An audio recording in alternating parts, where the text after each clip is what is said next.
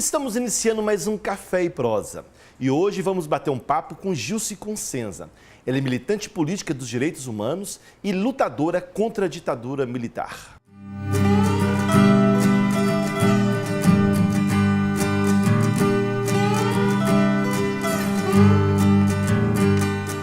O programa Café e Prosa faz um debate hoje, um bate-papo com Gilce Consenza, militante dos direitos humanos, lutou bravamente contra a ditadura militar ao longo de toda a sua vida. E hoje nós vamos falar um pouquinho sobre a situação desses 50 anos. Gilce, muito obrigado pela sua presença no Café e Prosa. Nada, eu é que tenho prazer. Gilce, nós estamos agora no dia 31 de março, a marca dos 50 anos do golpe militar e da sangrenta ditadura que foi aplicada aqui no nosso país durante 21 anos. E vivemos agora, nos últimos dias, questões na Venezuela que dividem, um clima de tensão, também um clima de tensão entre Rússia e Estados Unidos, em função da Crimeia, na região ali próxima à Rússia. Como é que você tem visto essa situação conjuntural em comparação à situação que vivíamos há 50 anos atrás? Há uma similaridade entre esse tensionamento entre os países e os povos, ou isso é uma questão conjuntural e não tem nada relacionado ao período anterior? Olha, não, você pode ver a similaridade, porque, afinal de contas, é claro que aquele período era o período da Guerra Fria, né? Era o período da divisão em áreas de influência, né, entre duas superpotências, né?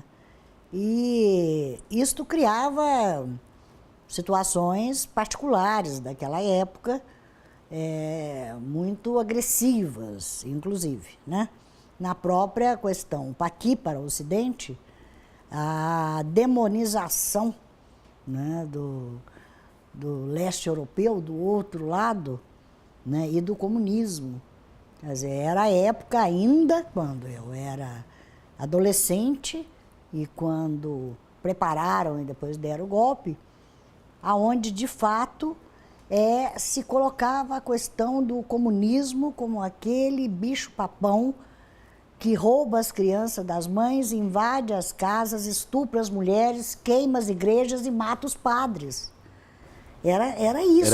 Era muito mais acirrada a disputa ideológica? Era muito acirrada e, assim, de uma forma supersticiosa e até aterrorizante, né? Isso apavorava uma série de parcelas da população, porque o apelo era feito nesse sentido: é a sua família, os seus filhos, suas mulheres, tradição, sua família casa. E propriedade. Exatamente. Isso criou, né, um ambiente propício para a preparação do golpe, na medida que, com João Goulart, né, cresciam os movimentos populares, as reivindicações, as mobilizações pela soberania nacional. O Brasil era totalmente dominado pelos Estados Unidos e com presença aqui marcada, né? Não me lembro que o pessoal falava, chega de intermediários, Lincoln Gordon logo para presidente. E é eles que mandavam, né? O Brasil não tinha nenhuma autonomia na sua política, na sua economia, e era realmente um quintal dos Estados Unidos. Por outro lado, o domínio do latifúndio no interior levava a uma miséria absoluta, e os trabalhadores rurais, dos mais diversos tipos, se mobilizavam no sentido de exigir a reforma agrária. Crescia a luta pela reforma agrária. Sim. Né? O êxodo rural levava ao crescimento da miséria nas cidades, à formação de uma quantidade de favelas sem nenhuma condição de vida, e aqui ficavam desempregados sem nenhuma condição de urbanização, sem moradia nem nada. Então, cresce a luta pela reforma urbana. A possibilidade de acesso à educação era muito pequena. Quer dizer, você, em Belo Horizonte, por exemplo, naquela época, segundo grau, você tinha apenas 4 colégios. 4. Era o colégio estadual, né? Hoje eles falam estadual central. Era o colégio de aplicação, lá junto à Fafiche, na Carangola. era o municipal e o Instituto de Educação. Era 4 apenas, quer dizer, a possibilidade da maioria absoluta do povo ter vagas para seguir além do primário era muito difícil. Então entrava a questão da necessidade da reforma educacional. Nós vivemos o ano passado, nos meses de junho e de julho, grandes manifestações no Brasil. E essas manifestações se expressaram de forma muito eloquente nas ruas de todo o país, das bandeiras de saúde, educação, moradia, mobilidade urbana. No último dia 21 também comemorou-se os 50 anos do famoso discurso do João Goulart, do Jango, na Central do Brasil, no Rio de Janeiro, onde ele anunciava a necessidade das reformas de base. Ou seja, da mesma pauta política de 50 anos atrás, retorna às ruas no ano passado. O que nós podemos dizer? O Brasil avançou nas políticas públicas nos últimos anos. Muito há que ser feito. Qual é essa situação? Como é que você vê os avanços no Brasil nesses últimos anos em comparação com o que você viveu lá nos anos 60, base das chamadas reformas de base propostas pelo João Goulart? Certo. Em primeiro lugar, temos de ver o seguinte, o avanço dos movimentos pela reforma agrária, dos sindicatos urbanos, rurais, do movimento estudantil, com essas bandeiras da reforma de base, apavorava o chefe desse quintal, os Estados Unidos, né? E todas as forças econômicas, reacionárias do Brasil. Os latifundiários, os grandes banqueiros, militares, todo mundo, né? Então, esse crescimento aí era algo inaceitável. E o Jango tinha uma postura de aceitação, de convivência com os movimentos e de apoiar uma série de bandeiras. Então, você tinha um presidente capaz de ter uma postura democrática e de apoiar bandeiras como essas. Um presidente que escutava as ruas, como nós vimos agora. Exatamente. Isso era inaceitável também, né? E quando o Jango tem a coragem de assinar a lei de remessa de lucros, né, diminuindo a possibilidade de remessa de lucros para o exterior por parte das empresas. Pequena restrição. E coloca a questão da reforma agrária e toma medida, veja bem, ele dedica a reforma agrária apenas uma pequena faixa de terra ao lado das ferrovias. Era muito pouco, mas só isso para eles era sinal do caos, entende? Então, essa questão levou a que essas forças se mobilizassem e se preparassem, evidentemente desde o início, com os Estados Unidos no comando, né, para deflagrar o golpe militar e manter durante 21 anos. E né? Hoje, como é que você vê a situação hoje? Bem, hoje você tem uma situação completamente diferente do ponto de vista real. Quer dizer, para começar, que o povo brasileiro está arduamente procurando construir uma democracia no período mais longo que já teve nesses 500 e tantos anos de vida do Brasil. Construir uma democracia num país que a maior parte dos seus 500 anos não teve democracia é algo extremamente difícil, mas está sendo feito. Essa democracia vai sendo construída aos poucos. Essa é uma primeira coisa, né? Além disso, nós na época que fomos para a clandestinidade e estávamos decididos a lutar para dar um fim na ditadura, realizar uma revolução socialista, nós jovens, por exemplo, a gente sonhava, imagine, um país onde esses milhões de pessoas que vivem como animais, passando fome, sem lugar para morar. Já pensou que sonho se todo mundo pudesse ter comida? Já pensou que sonho se as pessoas pudessem ter casa para morar? Se as pessoas pudessem, essas milhões todos pudessem ir para a escola, né? E por aí afora. Eram sonhos que nós tínhamos e achávamos que só seria possível conseguir isso no socialismo, que era preciso dar um fim à ditadura e instalar o socialismo para ter essas coisas, né, como direito do povo. Então, o que acontece atualmente? A ditadura se acabou, mas num processo aonde, de fato, o Brasil não conseguiu o que outros países fizeram, de passar limpo a ditadura e de cortar a continuidade dos efeitos da ditadura. Os efeitos nefastos, né? Então um deles, por exemplo, o pessoal fala muito da corrupção. Qual foi o período de maior corrupção e que tornou a corrupção algo monstruoso e institucionalizado no Brasil? A ditadura. Por quê? A ditadura cortou a liberdade de imprensa, liberdade de opinião, de manifestação, ninguém podia denunciar nada. Liberdade de partidos, de organização. De tudo. Então, o que acontecia? Os militares e os seus apoiantes tinham condições de um nível tal de corrupção impune, sem denúncia, sem nada, que chegou ao ponto em que a Inglaterra tinha emprestado muito dinheiro para o Brasil, chegou um ponto na ditadura que a rainha Elizabeth e o governo inglês definiu que não viesse mais nem um tostão para o Brasil, tal grau de corrupção instalada no país. Certo. Entende? Gilson, nós vamos para um pequeno intervalo e voltamos daqui a pouco com o nosso conversa sobre os 50 anos do golpe e da ditadura militar em nosso país.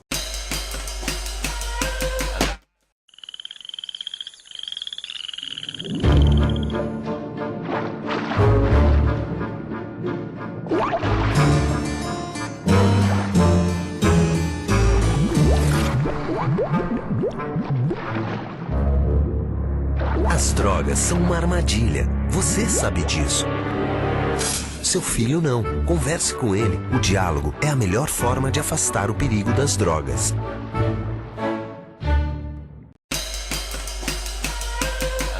Estamos voltando com Café e Prosa e hoje estamos conversando com Gilson Consenza, militante política, contra a ditadura, lutou sua vida pela democratização do nosso país e pelos direitos humanos.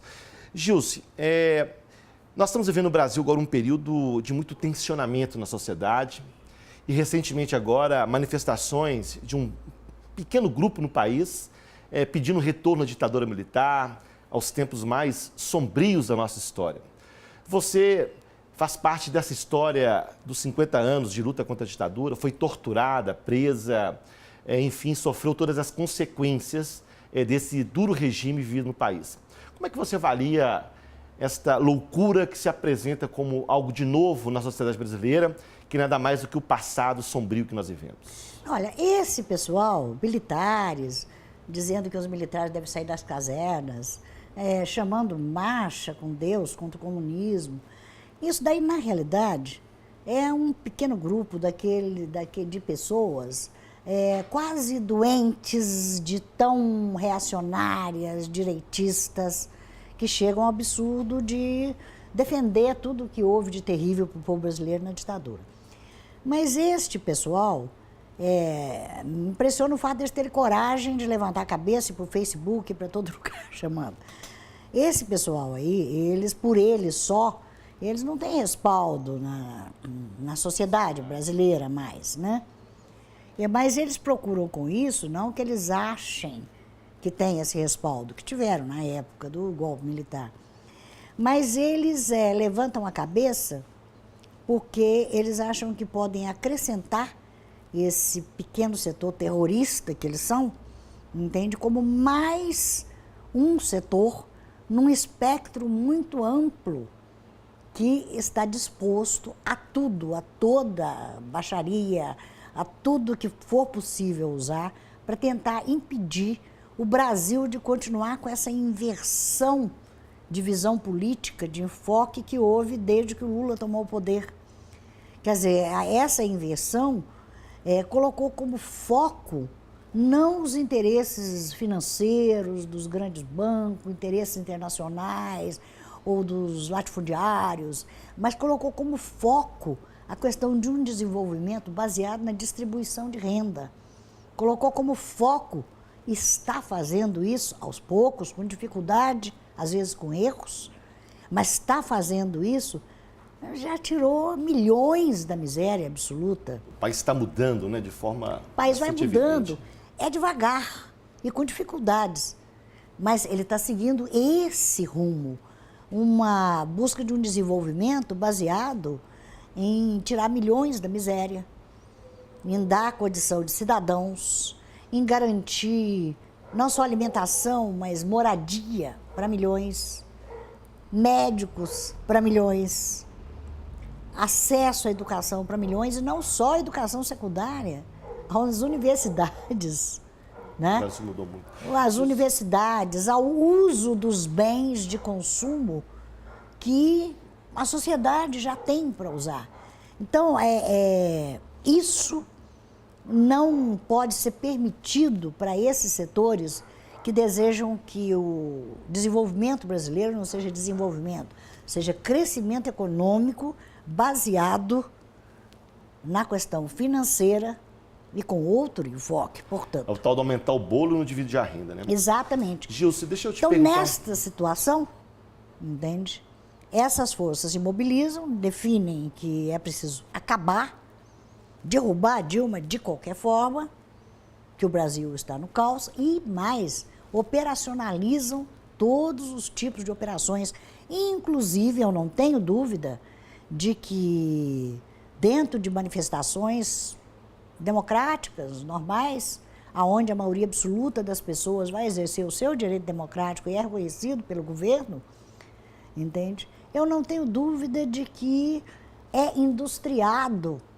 são industriadas pessoas por esses setores, no sentido de garantir a violência, provocações, violência, colocar fogo, soltar bomba, depredar, entende? Como uma provocação. Falam de tudo para evitar a continuidade dessa governança. Por que eles estão fazendo isso? E aí eles, inclusive o crime organizado, se aproveita disso também.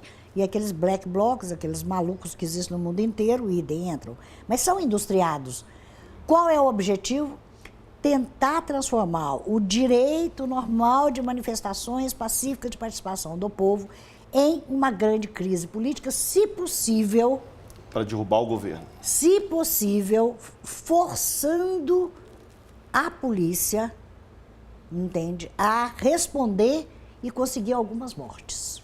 Gilce, nós temos mais 2 minutos no programa. Tem a questão da Comissão da Verdade que está operando no Brasil. Nós sabemos que a discussão sobre a questão do crime contra a humanidade, ele não é prescrito. Como é que você avalia o encaminhamento da Comissão da Verdade e se nós poderíamos avançar muito mais? Como na América Latina, por exemplo, vários generais presos em função das ditaduras aplicadas aqui no nosso continente. O Brasil ficou fora desse ranking de países que foram até o fim, no sentido de erradicar, entende, as bases da ditadura para a continuidade. O Brasil ficou fora, infelizmente, né? Mas a Comissão da Verdade, como outras questões que se conseguiu, primeiro a Comissão de Anistia, depois a Comissão da Verdade, foi um avanço, uma conquista justamente das forças democráticas, né?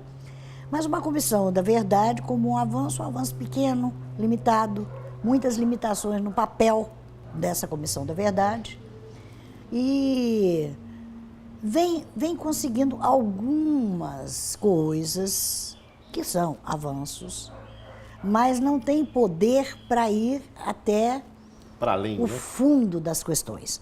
De qualquer forma, nós devemos apoiar, incentivar, dar força às comissões da verdade que se espalham pelo Brasil, já que não foi possível de outra forma, para, através delas, ir levantando, deslindando os fios, para ver se nós, de fato, extirpamos do Brasil os restos de ditadura que aqui ficaram, com mortos, desaparecidos, assassinos e torturadores impunes, toda essa questão. Acho que devemos apoiar, devemos expandir e ir tomando as medidas possíveis no sentido de conseguir a elucidação dos mortos e desaparecidos, no sentido de conseguir a denúncia e processo legal contra os assassinos e torturadores. E continuar a luta legalmente, criando instrumentos contra a corrupção, que foi a ditadura militar. Quem expandiu no Brasil e criou as bases e que cabe ao governo democrático continuar a fazer essa luta. Reestabelecer a nossa história. O Exato. Gilson, muito obrigado pela sua presença. São 20 minutos, mas de um bom papo e esperamos contar com você outras vezes aqui no nosso Café e Prosa. Muito obrigado pela presença. Tá certo, obrigada a você. Estamos encerrando mais um Café e Prosa. Se você quiser participar, mande sugestões para o e-mail abaixo. E até um próximo programa.